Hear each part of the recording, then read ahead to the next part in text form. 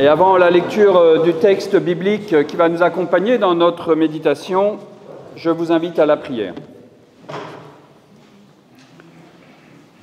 Dieu notre Père, nous voulons te prier pour renouveler nos vies, de les rendre claires et belles sous la lumière de l'Évangile. Que ta parole nous atteigne au plus secret de nous-mêmes et que ton amour emporte nos volontés défaillantes ou rebelles.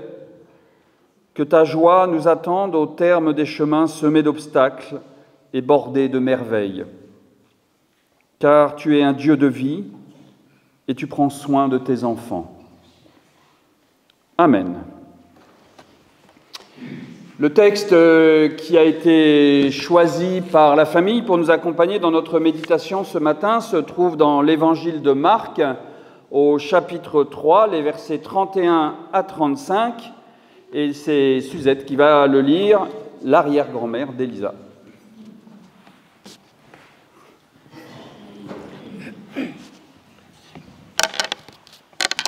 Sa mère et ses frères arrivent.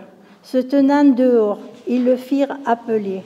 La foule était assise autour de lui et on lui dit « Ta mère, tes frères et tes sœurs sont dehors et ils te cherchent. » Il répond « Ma mère et mes frères, qui est-ce » Puis, promenant ses regards sur ceux qui étaient assis tout autour de lui, il dit « Voici ma mère et mes frères. En effet, quiconque fait la volonté de Dieu, celui-là est mon frère, ma sœur et ma mère. »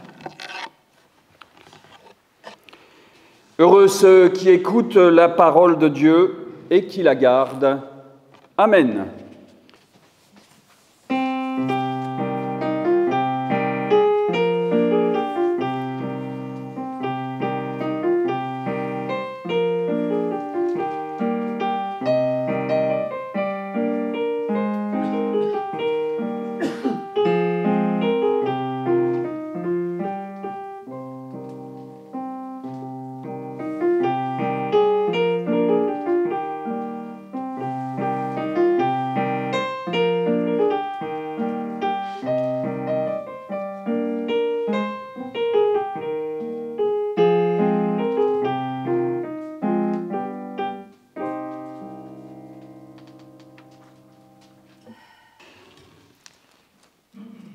Chers amis, chers frères et sœurs, quand nous baptisons un enfant comme Élisa ce matin, il est coutume de dire que l'enfant entre dans une grande et dans une nouvelle famille et que la communauté qui l'accueille devient cette nouvelle famille et que vous tous, vous toutes, vous devenez les frères et les sœurs d'Élisa.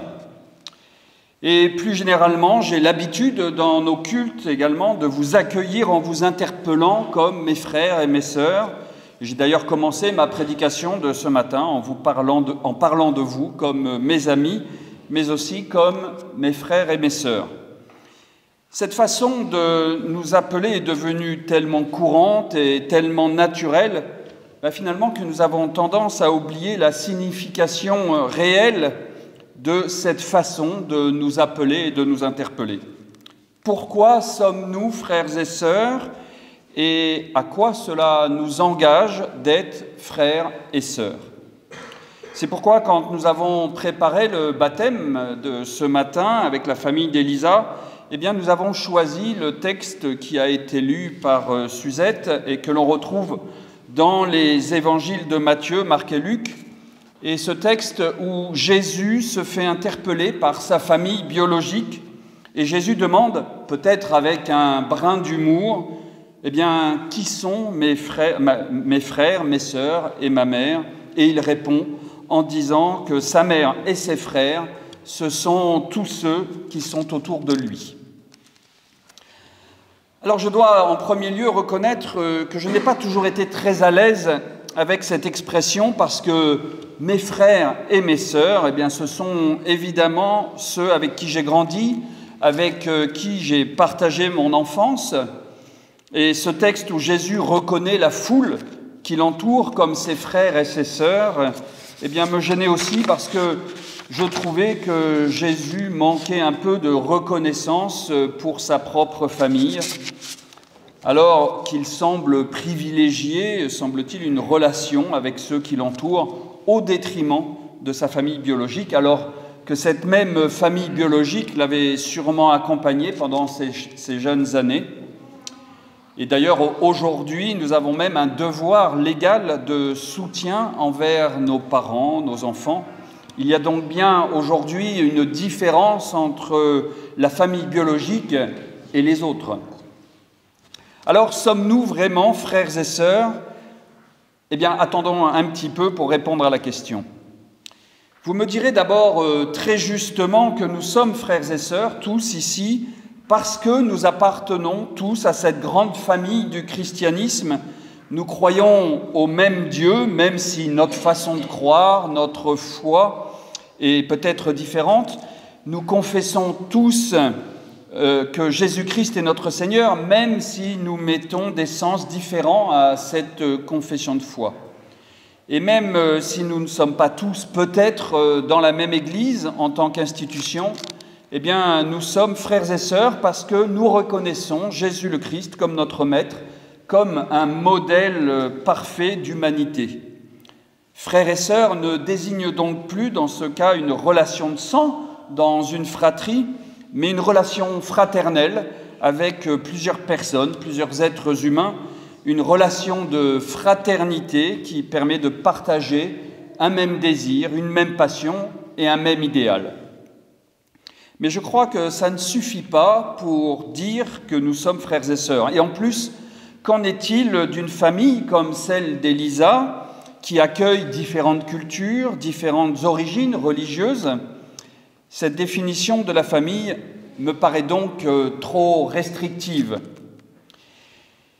Il y a un autre aspect, et non des moindres. Par exemple, dans ma famille, avec mes frères et sœurs, mais je pense que vous avez vécu ce genre de situation aussi, je me suis parfois chamaillé, nous avons eu des gros désaccords avec mes frères et sœurs, il a parfois fallu prendre aussi des décisions difficiles ensemble, il a fallu se soutenir, s'encourager, se porter les uns les autres dans les événements familiaux difficiles.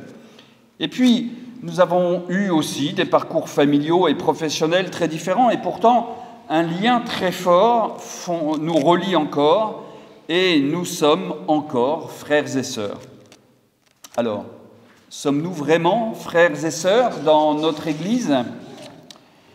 En essayant d'expliquer ce que peut vivre une fratrie, des frères et des sœurs, eh bien, j'ai en réalité donné une partie de la réponse à la question, mais une partie seulement. Nous sommes frères et sœurs quand nous sommes capables de partager des joies et des peines, quand nous sommes capables de nous soutenir et de nous encourager dans les moments difficiles. Nous sommes frères et sœurs quand un lien fort nous unit vers un même horizon. Et nous sommes frères et sœurs quand nous ne sommes pas d'accord et que nous arrivons pourtant à vivre ensemble parce que nous nous écoutons et que nous pouvons nous pardonner aussi. Un même sang ne suffit donc pas pour dire que nous sommes frères et sœurs. En accueillant aujourd'hui Élisa pour son baptême, en aucun cas nous nous substituons à sa famille biologique, mais nous lui apportons une dimension nouvelle de la relation fraternelle et nous nous engageons à la soutenir, nous nous engageons à répondre à ses questions, à l'accompagner, à l'aider et à trouver elle-même ses réponses sur son chemin de vie qui l'attend. Et nous l'encouragerons et nous l'aiderons si besoin à vivre vers cet horizon que Dieu désigne. Et puis, si elle venait éventuellement à décider de quitter notre grande famille, eh bien, nous l'accueillerons à nouveau, sans condition ni jugement, si elle venait à choisir de revenir.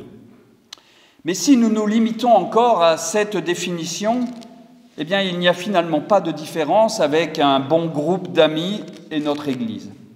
Y a-t-il donc une autre définition de la notion de frères et sœurs qui nous serait propre, sans pour autant exclure les autres cultures et les autres religions. Eh bien, une partie de la réponse se trouve dans ce petit texte de quelques versets avec les petites subtilités que nous réserve en général le texte original des évangiles. En relisant la scène qui se déroule sous nos yeux, il y a ce Jésus encerclé par une foule assise autour de lui, et il y a sa mère, ses frères et ses sœurs qui sont dehors, et littéralement qui sont hors d'eux, dit le texte grec. Et ceux qui sont déclarés frères et sœurs, ce sont qui sont autour de Jésus, autour de lui, dit le texte. Donc le fait d'être hors d'eux, comme ses frères et sœurs et sa mère biologique, laisse penser qu'ils sont hors de l'univers de Jésus, hors du monde que Jésus tente d'établir. D'ailleurs, quelques versets plus haut, avant le passage que nous avons lu, ce sont les mêmes de sa famille qui ont traité Jésus de fou. Le fait d'être hors d'eux suggère qu'il regarde avec distance les enseignements de Jésus. Il ne s'imprègne pas de ce qu'il peut dire, il n'adhère pas à cette relation de Dieu que Jésus tente d'enseigner et d'expliquer. On ne peut donc pas se déclarer frère ou sœur de Jésus si on ne plonge pas au cœur de l'Évangile et si on ne met pas Jésus au centre de nos vies. À l'inverse, il y a donc ceux qui sont autour de Jésus et qui font cercle autour de lui. Et c'est justement ceux qui sont désignés par Jésus, frères et sœurs, parce qu'ils s'imprègnent, eux, des enseignements de Jésus. Jésus, vous l'entendez, est donc en train de briser les règles des privilèges des liens de parenté. On n'est pas nécessairement frères et sœurs, même si nos parents sont les mêmes. On est frères et sœurs, selon Jésus, selon les évangiles, dans une relation juste à l'Évangile et à Dieu. Ces deux espaces donc qui se dessinent dans cette scène biblique sont peut-être la métaphore ou l'image de la vie des êtres humains. Il y a ceux qui sont proches de Jésus et les autres qui sont en dehors. Dit comme cela, on pourrait penser que le christianisme est assez exclusif et que cette lecture du texte exclut tous ceux qui ne mettent pas leur confiance dans le Dieu de Jésus-Christ. Et pourtant, il y a 2000 ans, au moment où la scène que nous avons lue se déroule, la question qui se pose, elle est en réalité intra-religieuse, intra-culturelle et intra-familiale. C'est-à-dire qu'elle concerne des personnes d'une même religion et d'une même culture, puisqu'il y a uniquement des Juifs qui sont présents autour de Jésus. Mais il y a des Juifs qui reconnaissent Jésus et des Juifs qui ne le reconnaissent pas. Alors, dans une même communauté, il y a ceux qui suivent les enseignements de Jésus et il y a ceux qui ne les suivent pas. La question qui nous est donc lancée aujourd'hui, à travers ce texte, elle n'est donc pas de juger celui ou celle qui est à l'extérieur de notre Église ou dans une autre religion, mais elle est de savoir qui est au sein même de notre communauté, qui se met à l'écoute de l'Évangile ou pas. Ce n'est pas tant de se réclamer de la famille de Jésus, d'avoir été baptisé à l'occasion, par exemple, d'une assemblée du désert, comme elle aura lieu la semaine prochaine, ou d'être un descendant de Camisard connu, pour dire que l'on fait partie de la grande famille des chrétiens.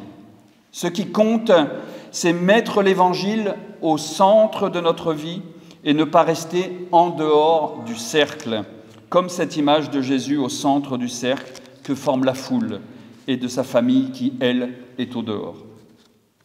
Être frères et sœurs consiste donc à nous mettre ensemble à l'écoute des évangiles et nous encourager à vivre ces enseignements, nous soutenir quand nous rencontrons des difficultés, partager ensemble des moments de joie, mais aussi nous entraider dans la communauté pour faire des choix, nous pardonner aussi, parce que l'erreur est toujours possible.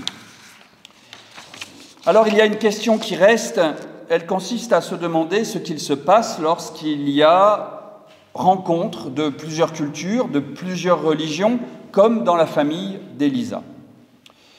Puisque, à partir du texte, j'ai insisté sur l'importance de mettre le Christ au centre de nos rencontres, qu'en est-il pour ceux qui ne reconnaissent pas le Christ comme Seigneur? La réponse, c'est le texte qui la donne. Il nous reste à la décoder. Jésus répond que, c'est la fin du texte, « Quiconque fait la volonté de Dieu est mon frère, ma sœur et ma mère ». Il suffit donc de faire la volonté de Dieu pour être reconnus frères et sœurs en Jésus-Christ. Alors vous allez me répondre que ça ne change rien au problème puisqu'il faut avoir une relation avec le Dieu de Jésus-Christ pour pouvoir faire sa volonté. En réalité, être frères et sœurs en Christ, c'est faire la volonté de Dieu. C'est répondre au plus grand dessein de Dieu dans la création.